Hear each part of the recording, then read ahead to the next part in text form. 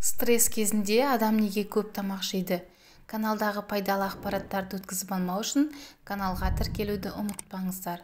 Байқасаңыздар, балаларымыз жыласа конфет, печенье береміз. Сөйтіп алдап жұбатамыз.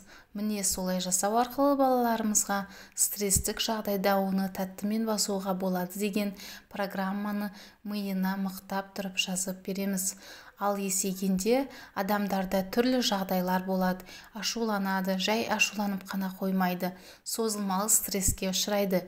Енді қараңыз, егер сізде үйде, жұмыста проблема болса, тәтті жеп өзіңізді басатын болсаңыз, онда ол созылмалы стресстен дей беріңіз. Негізі адамның қарны екі жағдайда ашады. Бірінші физиологиялық қарын ашу, екінші эмоционалды қарын ашу.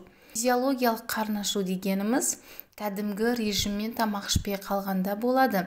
Мәселен, түскі астан қалып қойсақ, асқазанымыз шырқырап, ашуланып, дірілдеп кетеміз. Сосын тамақ жегесін терлеп, тепшіп, рахаттанып қаламыз. Ал енді эмоционалды қарын ашуда жоғарыдағыдай сезіну болмайды. Себебі сіз аш емессіз. Қарын ашудың бұл түрі түскі ас, кешкі ас сияқты белгілі уақытпен емес, кез келген уақытта аяқ астынан болады.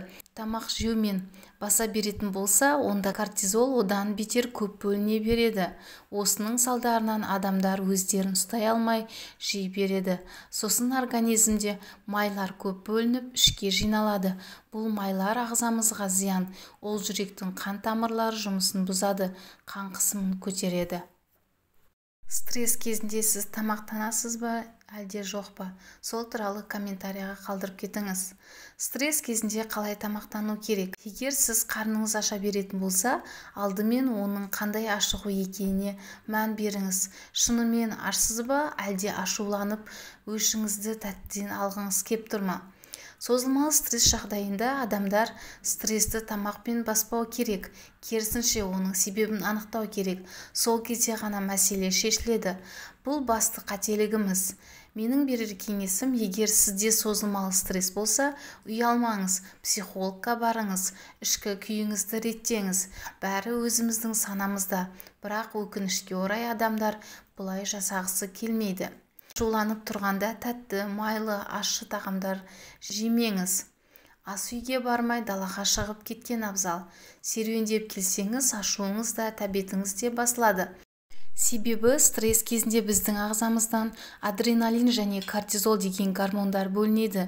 Ең басында адреналин адамның тәбетін төмендетіп тастайды. Сосын кортизол бөлініп, ол аппетитті жоғарылатады. Сонымен қатар мұндай жағдайда тұз немесе пена қосып ванна қабылдаңыз.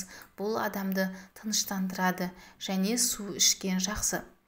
Каналда пайдалы ақпараттарды өткізіп алмау үшін каналға тіркеліп, видео ұнаса лайк басуды ұмытпаңыздар.